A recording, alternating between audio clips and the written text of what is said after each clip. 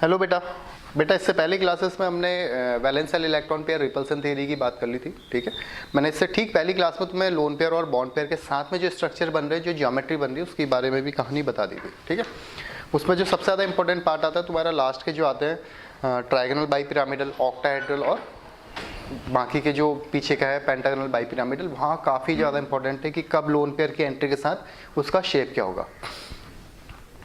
तो जो आज हम टॉपिक स्टार्ट करने जा रहे हैं, छोटा सा टॉपिक है, 5 या 6 मिनट का टॉपिक कंप्लीट हो जाएगा अप्रॉक्स, मुझे लग रहा है। बेंट रूल, क्या नाम है इसका? Bent rule. एक साइंटिस्ट था बेटा हेनरी बेंट, इसने एक रूल दिया था जिसका नाम था बेंट रूल। अब इस रूल के अकॉर्डिंग बात क्या थी? ये जो रूल है वैसे हमने इससे पहली क्लासेस में डिस्कस कर लिया है इसको। ठीक है, अगर तुमने इससे पहली क्लास एकदम ध्यान से सुना होगा तो मैंने बता दिया था इस रूल के बारे में, बट एक्चुअल में आज मैं पूरा नाम लेके बता रहा हूँ तुम्हें। ये रूल है बेंट रूल। अब बेंट रूल एक्चुअल में होता क्या है? सपोज जैसे ट्राइगोनल बाई पिरामिडल की बात करते हैं हम, TBP की, ट्राइगोनल बाई पिरामिडल, जैसे PCl5 लिया हमने, P, यहाँ एक Cl है, Cl, क्लोरीन एंड क्लोरीन। ठीक है बेटा, अब जो ये पोजिशन है इनकी, ये जो पोजीशन है इनकी, जो हम किसको बोल रहे थे, जो ट्राइगोनल बना रही हैं, इन पोजीशन को हमने क्या बोला था बेटा? इक्वेटोरियल। ठीक है, क्या बोला था? इक्वेटोरियल पोजीशंस है। और जो ये पोजीशंस है बेटा, इनको बोला गया था एक्सियल पोजीशन। तो ये दोनों ही पोजीशन कौन सी है? Axial position. और जो सेम प्लेन में बॉन्ड बने ये हैं इक्वेटोरियल पोजीशन। तो क्या ये सभी बॉन्ड आइडेंटिकल हैं? पहला क्वेश्चन तो आता है, क्या PCl5 का या ट्राइगोनल बाई पिरामिडल में सभी बॉन्ड आइडेंटिकल? ध्यान से सुनना इस क्वेश्चन को, आ गया ऑब्जेक्टिव टाइप क्वेश्चन, MCQ। क्या TBP में, ट्राइगोनल बाई पिरामिडल में सभी बॉन्ड्स आइडेंटिकल हैं? क्या सभी की बॉन्ड लेंथ सेम है, एंगल सेम है, क्या सब चीज सेम है? नहीं, आइडेंटिकल नहीं है। ऐसा कैसे? अगर तुम पहली बात करोगे बॉन्ड एंगल की, तो तुम्हें पता है बेटा जो सेम प्लेन में बॉन्ड है उनके बीच का जो एंगल है वो 120 है।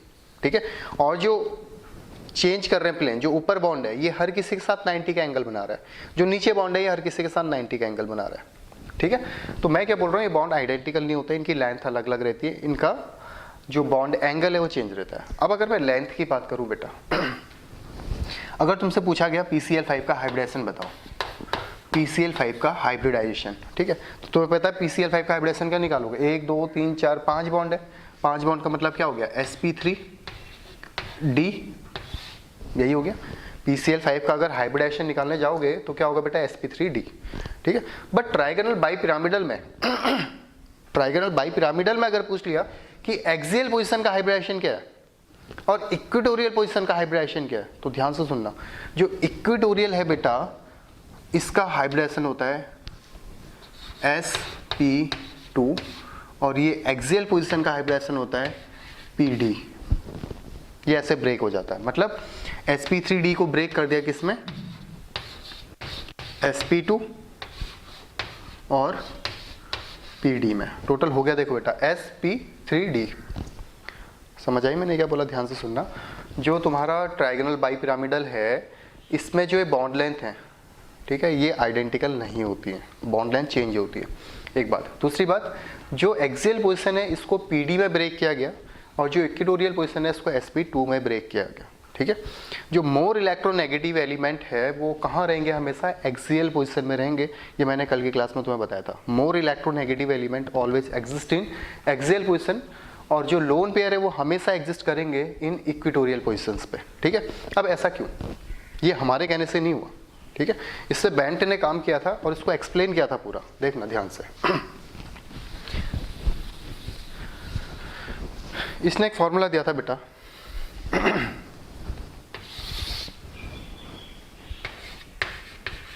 cos theta is equal to s upon s minus 1, जहाँ पे s क्या है? परसेंट s करेक्टर की बात कर रहा है। ये cos थीटा देख के डरना मत, कुछ भी नहीं है, सिंपल सी चीजें आने वाली यहाँ के। देखो, cos theta is equal to s upon s minus 1। s क्या है यहाँ पे? परसेंट s करेक्टर को डिनोट कर रहा है। अब अगर तुम थीटा हम लेंगे, सेम प्लेन की बात करते हैं पहले। सेम प्लेन में जो एंगल है वो कितना है? 120 का। cos 120 s upon s minus 1।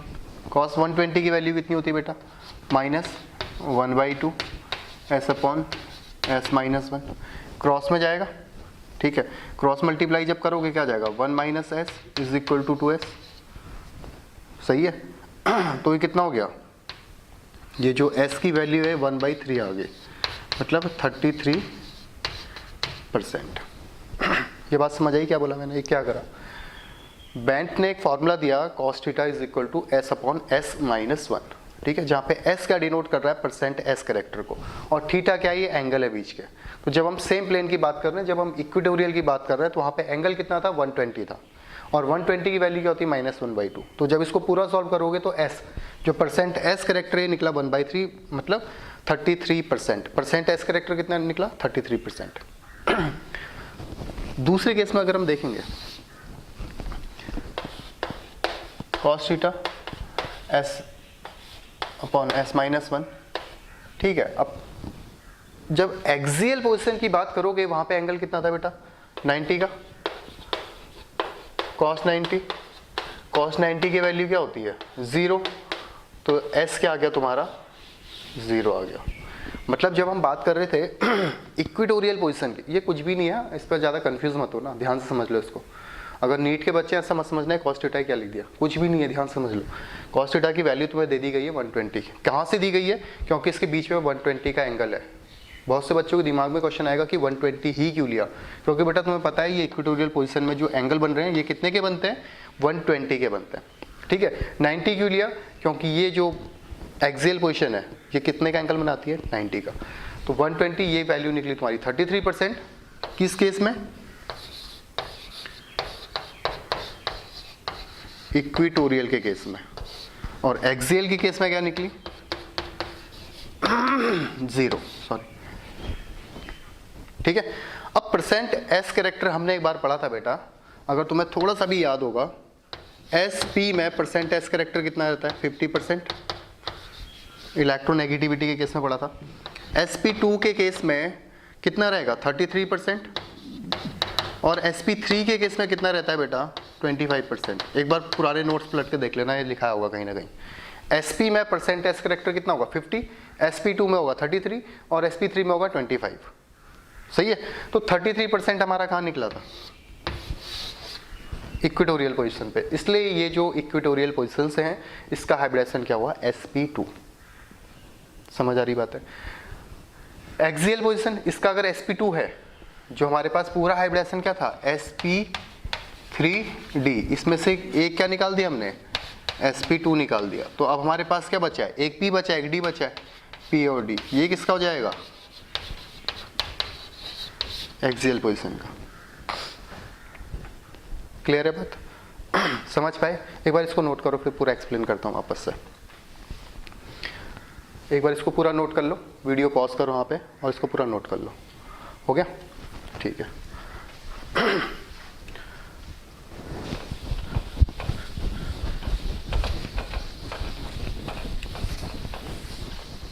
देखो बेटा क्या बोलना चाह रहा हूँ मैं,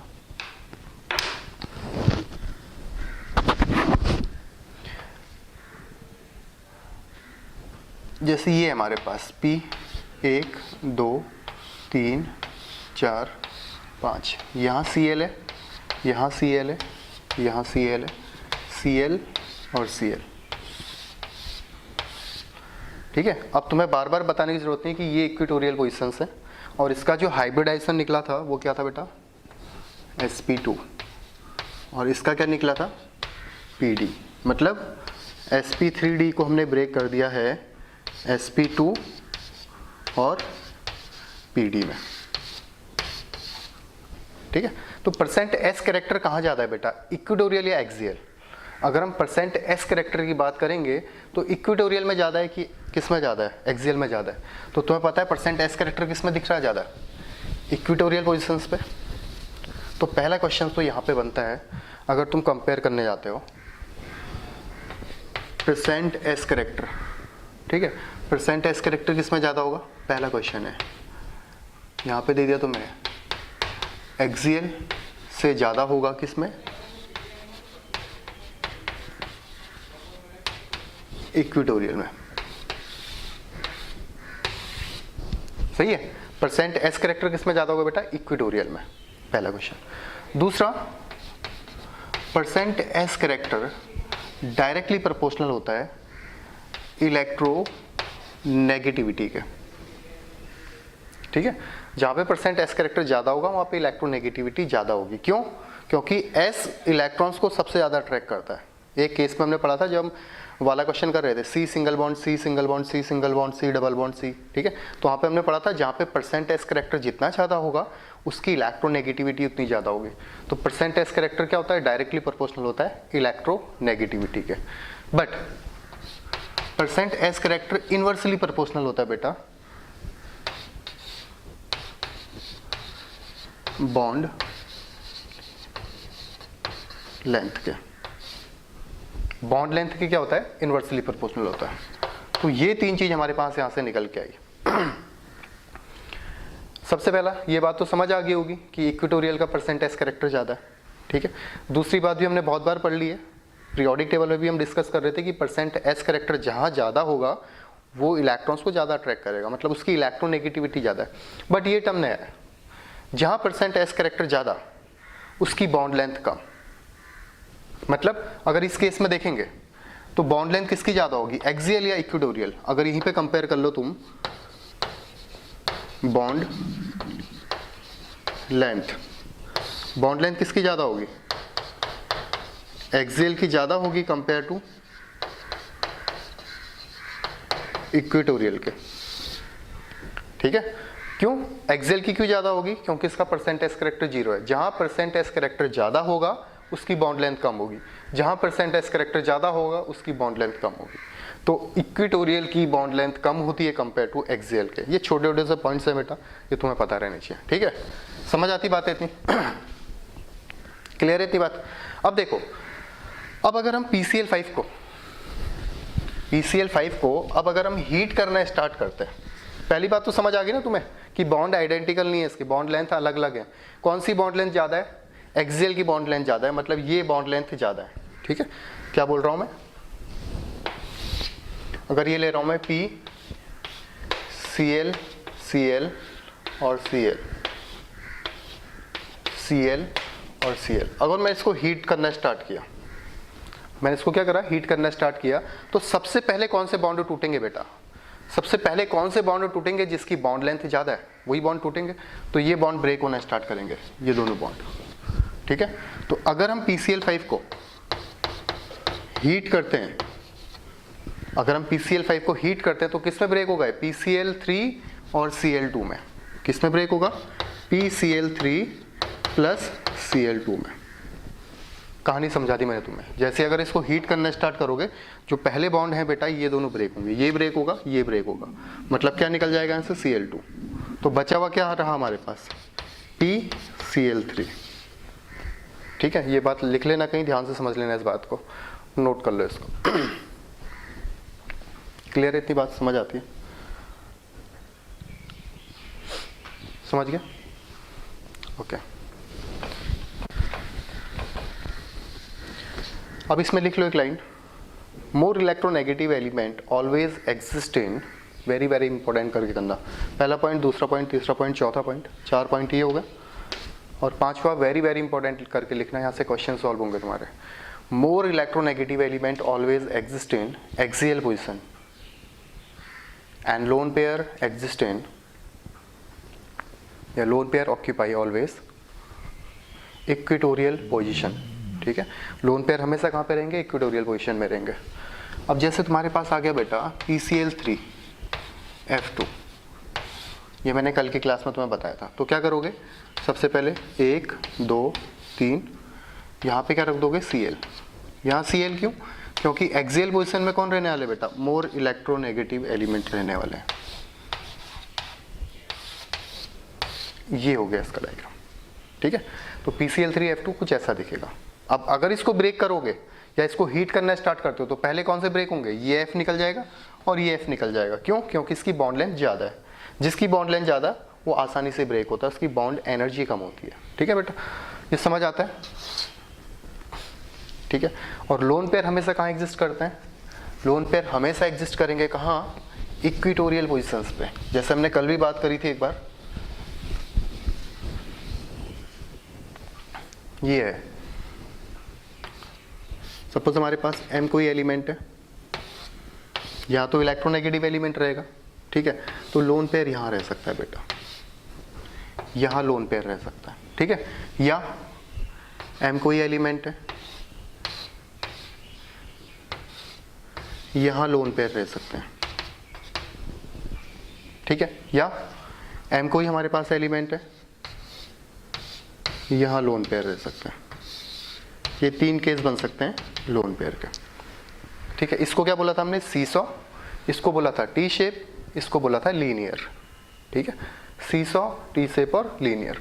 तो ये चीज़ कहाँ से निकल के आई तुम्हें समझ आ गया, किसने दी थी ये, हेनरी बेंट ने। हेनरी बेंट ने बोला था कि मोर electronegative element always exist in axial position and lone pair exist in equatorial position, ठीक है। अगर हम ब्रेक करने जाते हैं इसको, सबसे पहले जो बॉन्ड ब्रेक होंगे कहाँ के होंगे, एक्सियल के। पीसी जो ट्राइगोनल बाइपिरामिडल है, इसकी ज्योमेट्री आइडेंटिकल नहीं होती क्योंकि इसकी बॉन्ड लेंथ अलग अलग है। इक्वेटोरियल की बॉन्ड लेंथ कम होती है कंपेयर टू एक्सियल के, ठीक है। इक्वेटोरियल का बॉन्ड एंगल ज़्यादा होता है कंपेयर टू एक्सियल के, क्यों, क्योंकि इक्वेटोरियल का जो एंगल है 120 है, जो एक्सियल का बॉन्ड एंगल है बेटा वो 90 डिग्री है। तो ये सब बताया था बेंट ने।